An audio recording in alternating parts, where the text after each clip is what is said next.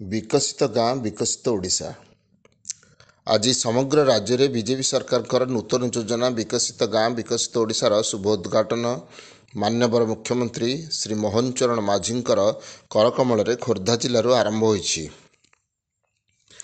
एही अवसर में प्रति ब्लॉक रे यार आभासी कार्यक्रम अनुष्ठित होईछि।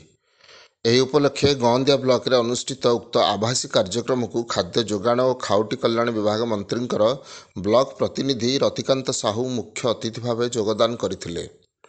सम्मानित अतिथि भाव में ढेंकानाल लोकसभा सांसदंकर प्रतिनिधि ललित कुमार दास, गौंदिया गोष्ठी उन्नयन अधिकारी पवित्र कुमार बेहेरा प्रमुख योगदान करथिले। प्रथम अतिथि माने मंचरे महाप्रभु श्री श्री जगन्नाथंकर फटोचित्र रे पुष्पमाल्य अर्पण करथिले। राज्य सरकार पक्षर नूतन भाव में कार्यकारी होगाक जाउथबा उक्त योजना विकसित गाँ विकसित ओडिशार सफल रूपायन पर विभिन्न ग्राम पंचायत आसीथिबा सरपंच, समिति सभ्य, सरकारी कर्मचारी, अंगनवाड़ी कर्मी, स्वयं सहायक गोष्ठीर सदस्य, वरिष्ठ नागरिक, राजनैतिक व्यक्ति और जनसाधारण सहयोग अतिथि माने कामना करथिले। दलमत निर्विशेष ग्राम ठारू आरंभ करी ब्लॉक पर्यंत मिसी एही योजनार सफलता जनसाधारण पाखे पहुँचेबा आमर प्रमुख कर्तव्य बोली मंत्री प्रतिनिधि श्री साहू मत प्रकाश करथिले। ए आवासी बैठक में मंच परिचालना, अतिथि परिचय और धन्यवाद गौंदिया ग्राम पंचायत निर्वाही अधिकारी राजेश कुमार प्रदान करथिले। विकसित गाँ विकसित ओडिशार शुभारंभ होईछि। एही अवसर रे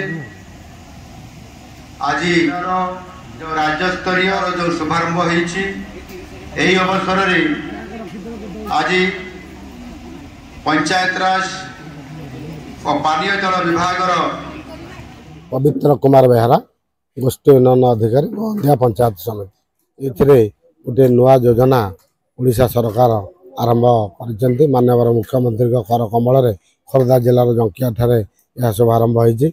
ओडिशार 314 गोटे ब्लॉक रे लाइव टेलीकास्ट माध्यम विभिन्न प्रकार लोक मैंने जोड़ी होती आभासी माध्यम तो मुख्यमंत्री वक्तव्य आपण मैंने भी शुणुते। ये योजनार कार्यकारिता 5 वर्ष केमती हम आ ग्राम पंचायत स्तर केमती योजना प्रस्तुत हो माने पूरा ग्रासरूट रु आसीबो प्रस्ताव जोटा कि ग्राम सभा पास होमको पंचायत समिति के आसो।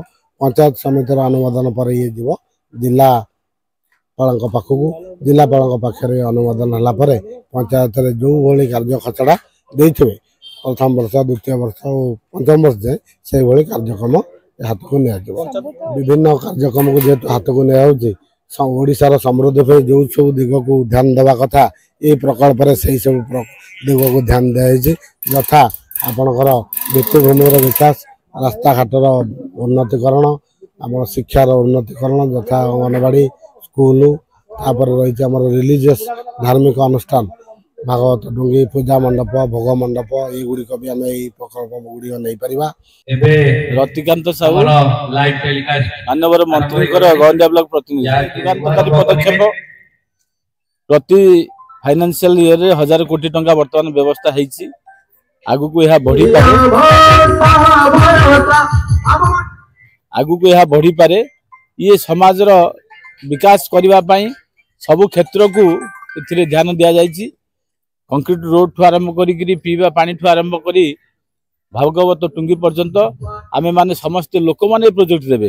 ग्राम सभा जरिया रे ये प्रोजेक्ट गुड़िक ब्लॉक को आसी पंचायत को आसीबो, पंचायत ब्लॉक को आसीबो एवं सरकार ताको अनुमोदन कले कार्य हो। गौंदिया ब्लॉक अध्यक्ष नारायणी परिसर रे आम गाँ विकसित गाँ विकसित ओडिशार शुभारंभ रे समस्त जोग देइथिले।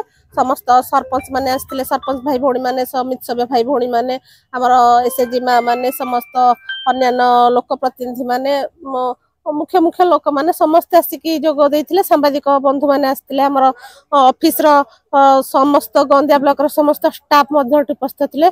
कार्यक्रम को सफल करछंती। हमर जो कार्यक्रमटी जे विकसित गाँ विकसित ओडिशा ताकू खोर्धा जिले में आमर माननीय मुख्यमंत्री मोहन चरण माझी महोदय से आरंभ करथिले। आमे समस्त बहुत खुशी। आमर प्रथमे गाँव विकास हेले जाइकि आमर ब्लॉक रो विकास हो पारिबो, राज्य रो विकास हो पारिबो। Mahanti report, Nagaraj news.